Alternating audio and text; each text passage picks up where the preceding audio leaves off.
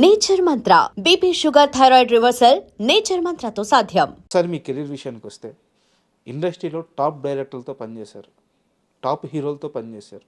ఇప్పుడు maximum almost సినిమాలు ఇండస్ట్రీలో తగ్గినాయి, సీరియల్స్లో బిజీ అయ్యారు. ఇక్కడ ఉండే ట్రీట్మెంట్కి అక్కడ ఉండే తగ్గినాయి కాదు, ట్రీట్మెంట్కి ఇప్పుడు తగ్గడం కాదు, ముందు నుంచి తగ్గే ఉన్నాయి.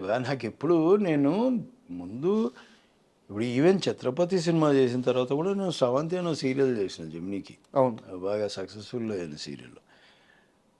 నేను సైమల్టేనియస్గా అప్పుడు చేస్తున్నా, ఇప్పుడు చేస్తున్నా. మేబీ ఇంకొకటి ఏమైండొచ్చు అంటే, నేను అనుకోవడం ఏంటంటే వీడు సీరియళ్ళల్లో బిజీ ఉంటాడు, మళ్ళీ మనకు డేట్లు ఇస్తాడో లేదో అనే ఇది కూడా ఉండి. ఒక ఛత్రపతి లాంటి సినిమా వచ్చిన తర్వాత నేను కొన్ని రోజులు వెయిట్ చేయాలి, చేయలే.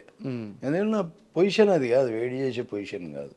ఏదో వస్తుంది, ఎంతనో వస్తుంది, ఆ పొజిషన్లో ఉన్న మనిషిని. పైగా నేను సీరియల్ సినిమా నేను ఎప్పుడు అనుకోను, నా క్యారెక్టర్ బాగుండాలి అనే ఫీలింగ్. ఏదైనా యాక్టింగ్ అంతే. సీరియల్ సినిమా అంటే చాలామంది చెప్పే కంప్లైంట్ ఏంటంటే, నేను సినిమాలో స్టార్ హీరోలతో పనిచేసేటప్పుడు నన్ను ఇలా ట్రీట్ చేసేవాళ్ళు, సీరియల్కి వెళ్తే నన్ను ఇలా ట్రీట్ చేస్తున్నారు, అందుకని నేను సీరియల్స్ చేయను అని చెప్పేసి చాలామంది యాక్టర్స్ చెప్తా ఉంటారు. అవునవును, వాళ్ళు చెప్పేది న్యాయం, నిజమే వాళ్ళు మాట్లాడేది. నిజమేనా? మీరు సీరియల్లోకి వచ్చి ఎప్పుడన్నా మీరు గమనించాలి దూరం నుంచి బిహేవియరు. ఇప్పుడు నేను అన్నాను చూడు, వీళ్ళ గురించి ఏ హీరో స్టార్ అనే ఫీలింగ్ ఎప్పుడు చూపెట్టాడు అవతల ముందు అని చెప్పాను సినిమా వాళ్ళ గురించి.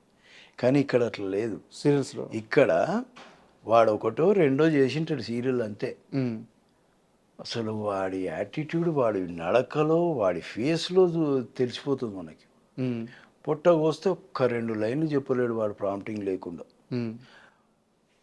10 ఎక్స్ప్రెషన్లలో ఒక్కటి కూడా పర్ఫెక్ట్ ఇవ్వలేడు ఎక్స్ప్రెషన్.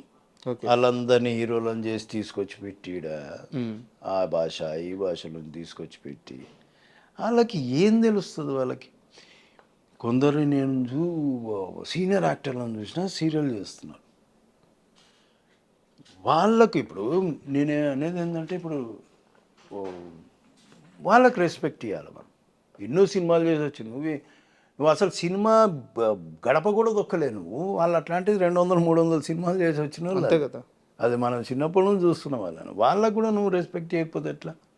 ఇంకొకటి, ఈ మిస్టేక్ నేను ఓన్లీ హీరోలది ఇక్కడ ఇప్పుడు కన్నడ నుంచి వచ్చిండ్రు, తమిళనాడు నుంచి వచ్చి, నేను వాళ్ళ గురించి నేను మాట్లాడుతున్నాను. మన దగ్గర మన మనుషులు కూడా అట్లనే ఉన్నారు, మన మేనేజర్లు అట్లనే ఉన్నారు, మన డైరెక్షన్ డిపార్ట్మెంట్ అట్లనే ఉంది. వాళ్ళకి ఇచ్చే మర్యాద ఇక్కడున్న ఆర్టిస్టులకు ఇవ్వట్లే. ఇట్లాంటి వానికి ఇస్తారంటే భయానికి ఇస్తారు. వాడు రాగా సార్ చెప్పండి సార్ బోలియే సార్, ఇది ఉంటుంది వాడిని. ఎందుకు వాడిని నెత్తినెక్కడ ఇంకా ఆడ ఇవన్నీ చేస్తే నువ్వు క్యాజువల్గా ఉండు. నువ్వు ఇప్పుడు మనతో ఇట్లా క్యాజువల్గా ఉంటున్నావు, అట్లనే ఉండు. ఇప్పుడు ఇట్లాంటివి ఉంటాయి నాకు. ఇప్పుడు అంటే ఇట్లాంటివి నేను చూస్తుంటా గమనిస్తుంటా. అది నాకు నచ్చదు. ఈ అమ్మాయిలు కూడా అంతే, వాళ్ళని పట్టుకొస్తారు, వీళ్ళని పట్టుకొస్తారు, వాళ్ళ బిహేవియర్ అంతే ఉంది. మనోళ్ళే చెడగొట్టిరా సగం. ఇప్పుడు మన సినిమాలలో కూడా మనం బయట వాళ్ళని పట్టుకొచ్చినప్పుడు మనతో మాట్లాడే విధానం వేరే ఉంటుంది, వాళ్ళతో మాట్లాడే విధానం వేరే ఉంటుంది. మన దగ్గర జీ సాబ్, బోలియే సాబ్, బో సాబ్, బోక్ సాబ్ అంటే ఆడు నీలుగుతాడు. ఇక నువ్వు మామూలుగా ఉంటానని నేర్చుకుంటే ఎప్పుడైనా ఇరిటేషన్ వస్తుంటుందా ఇలాంటి బిహేవియర్ చూస్తే? అయ్యో ఇరిటేషను, నేను సీరియల్లో చాలా ఇరిటేట్ అవుతుంటున్నాను. ఒక్కడికి కూడా ప్రొఫెషనలిజం అనేది ఉండదు. మనం సినిమాలు చేస్తుంటే ఒక సీన్ కోసము వన్ మోర్లు ఆర్టిస్టులు ఇన్వాల్వ్ అయ్యి డిస్కస్ చేసుకొని, అరే నువ్వు ఇట్లా కూర్చో, నేను ఇట్లా, నీలా బాడీ లాంగ్వేజ్ దగ్గర నుంచి ఇంత హోంవర్క్ చేస్తే వాళ్ళ దగ్గర ఏముంటుంది? నువ్వు చెప్తున్నావు ప్రాంప్టింగ్, నేను అరుస్తున్నా అంతే, నీ మాడ్యులేషన్లోనే అరుస్తున్నా. నాకంటూ వ్యక్తిగతంగా ఏమి ఇండివిజువాలిటీ లేదు, నేను ప్రూవ్ చేసుకుందామని ఏం లేదు. ఇలాంటి ఆర్టిస్టులకు అవసరం లేదు కదా ప్రాంప్టింగ్. నాకు అవసరం లేదు, వాళ్ళకి చెప్తాను. నాకు ఇరిటేషన్ వస్తుంది, ఇన్వాల్వ్మెంట్ ఉంటుంది. ఇప్పుడు మీరు నాకు సీన్ చెప్తున్నారండి, నేను సీన్ వింటున్నాను, నేను కూడా డైలాగ్ అనుకుంటున్నాను. ఇప్పుడు 5 మంది సీన్లో ఉన్నారు, 5 మందిని పిలుస్తారు, వాళ్ళు సీన్ చెప్తుంటారు అందరికీ. ఒకడు ఫోను, ఒకడు గిల్లుకుంటా, ఒకడు సొల్లు వాగుడు, వాళ్ళు వీళ్ళు అమ్మాయిలు అబ్బాయిలు ఈడు ఒకడు ఫోను. ఇంకా వాడు చెప్పేటోనికి ఏం ఇంట్రెస్ట్ ఉంటుంది, నువ్వేం చేస్తావు, నువ్వేం చేస్తావు, ఇట్లాంటి దాంట్లో ఇరిటేషన్ రాదా? ఇప్పుడు నేనేమన్నా తిట్టినానుకో పొరపాటున ఇక్కడ దాకా వచ్చి ఆపుకున్న సందర్భాలు ఉన్నాయి. ఎందుకంటే అరే ఈ సీనియర్ కాబట్టి అనేసిండు మనని అని అనుకుంటే ఎందుకులే, వీళ్ళు దరిద్రులు ఇంతే, వీళ్ళు మారరు, మనం ఎందుకు వీళ్ళ గురించి, మనమే మారితే అయిపోలే, పట్టించుకోకుండా వదిలేస్తే వాడిది వాడు నాకుంటాడు. రేపు పొద్దున ఒక సీరియల్ చేస్తాడు, 2 సీరియల్ చేస్తాడు, 3వ సీరియల్ మర్చిపోతాడు. మరి పని లాంగ్ ఉంటే టైం కదా. సస్టైనిటీ అయితే ఉండదు ఇలా అయితే. ఉండదు. నీకు భక్తి అనేది లేకపోతే నువ్వు ఎట్లా బాను? అవును. నువ్వు దేవుని దగ్గర పోయి ఉట్టిగా నమస్తే సాబా అని వస్తావా నువ్వు?